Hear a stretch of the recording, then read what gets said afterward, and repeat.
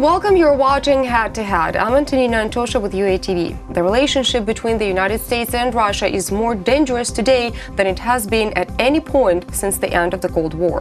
Following Kremlin's involvement in the war in Syria and hostilities orchestrated by Russia in the east of Ukraine and Kremlin's alleged meddling into the 2016 U.S. presidential relations, Washington imposed sanctions on Moscow. So what does the future hold for the relations between two foremost nuclear powers in the world?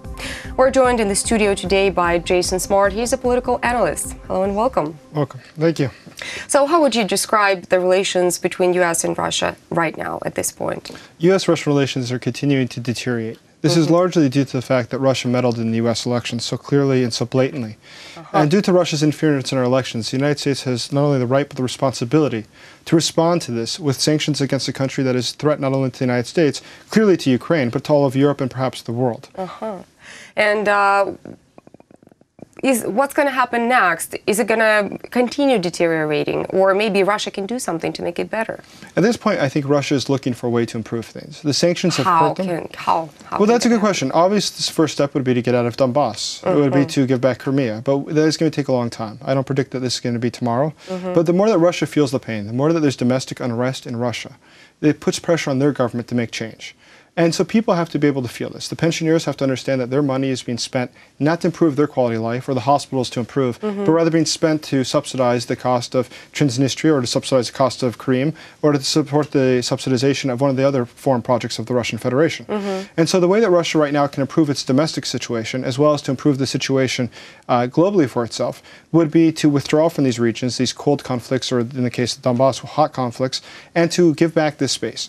The other thing that Russia could do right now is to improve its human rights situation. Russia historically has been one of the worst human rights abusers in the world, and we don't see any chance of that changing soon. But I think that the more pressure that's put on it by Western governments, as well as the United States as being the leader of that, the more likely that we'll see changes within the Russian Federation. Could that change when the president of Russia changes? I think it'll be a while till we see a change of the Russian Federation's president due to the fact that he's a dictator. Vladimir Putin has been there for 17 years, and he shows no signs of giving up. It looks like he might liquidate the position of prime ministership soon. Yes, I've read about that, and this is horrible. Do you think Medvedev would agree to that? I don't think Medvedev has a lot of say of what happens in Russia. He never has. So I think Medvedev is the doll that goes along with what the master says. And so if they do get rid of him, if they do liquidate his position, it'd be something that the average Russian would not feel. It's not something they understand really what the prime minister does, or what does it directly influence their lives. They think of Russia as they think of UATV, the party United Russia, as being the party of Putin. And they vote for Putin, and they vote not for Medvedev. And so as long as Putin is able to consolidate power beneath himself and to keep that coalition together of people that support him, he'll maintain the popularity that he has now, which is about 85%. Exactly. That was my next question. Why are the polls so high? Why is he so popular? Is that true? So there's been a lot of academic studies about this as well, the effectiveness of sanctions. And one of the theories is that sanctions might have a reverse effect at times. And that reverse effect is that it actually creates a criticism of those countries that are sanctioning the country, that is, the countries that are sanctioning Russia. How is that possible? Well, people think that they are, well, the average Russian person does not feel that they are guilty for anything that Russia does externally. Of course, because they are far from that. They don't understand what goes on in the Kremlin. But they understand that their quality of life has worsened. And so they become agitated, angry at the West, not at the government in Moscow. Who imposed the sanctions. Exactly. Okay. So this is a problem. And then it has the reverse effect at times, as we're perhaps seeing in Russia, unfortunately, where the population believes that Vladimir Putin is somebody who's striking out against the world that is against Russia. That he's the unique force that is defending Russian interests and defending Russian people in the world. And they're not seeing him as a threat to their population, which he is. But that is done with the help of TV propaganda and media propaganda. Absolutely. The lack of a free press in Russia is fundamentally the reason that Vladimir Putin has a lock on the society. The fact that nothing positive comes out about the opposition with whom I work, and I'm very open about that, the reason that they only have negative press is because the press is controlled by the government.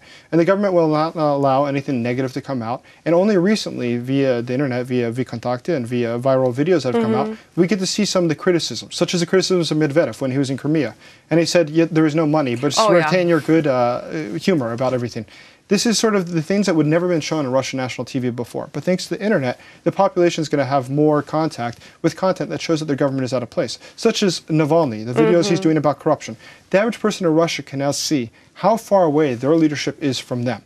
And where the reasons that the roads get worse in Russia and the quality of life gets worse and the services get worse is because the government is embezzling this money. This is money being stolen from the Russian population. Can that be changed outside of Russia?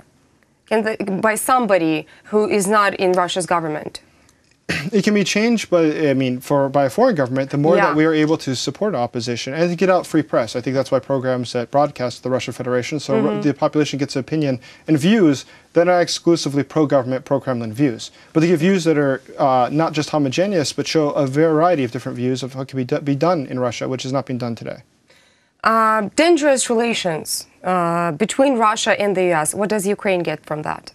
Ukraine is actually probably in the greatest benefit right now. And the reason that it's in the greatest benefit is this, is as we understand Ukrainian relations, it must be looked at the prism of US-Russian relations. Yes. As US-Russian relations worsen, the United States is looking for more ways to stick it to Russia. And one of the instruments of that is to say, look what's going on in Donbass. Because of that, we have to further sanction you, or Crimea, we have to further sanction you. And it gives one more reason, one more point of contention with Russia and Ukraine. That point of contention is something the U.S. can join into to put more pressure on the Russian Federation for its own objectives. The U.S. is serving its own objectives in this, but it's not negative objectives. Its objectives to change Russia, which is a threat, as it's shown, not only to Ukraine. Thank you so much for your comments. It's been such an interesting conversation. Thank you. That was Jason Smart. He is a political analyst. Thank you so much for watching, and goodbye.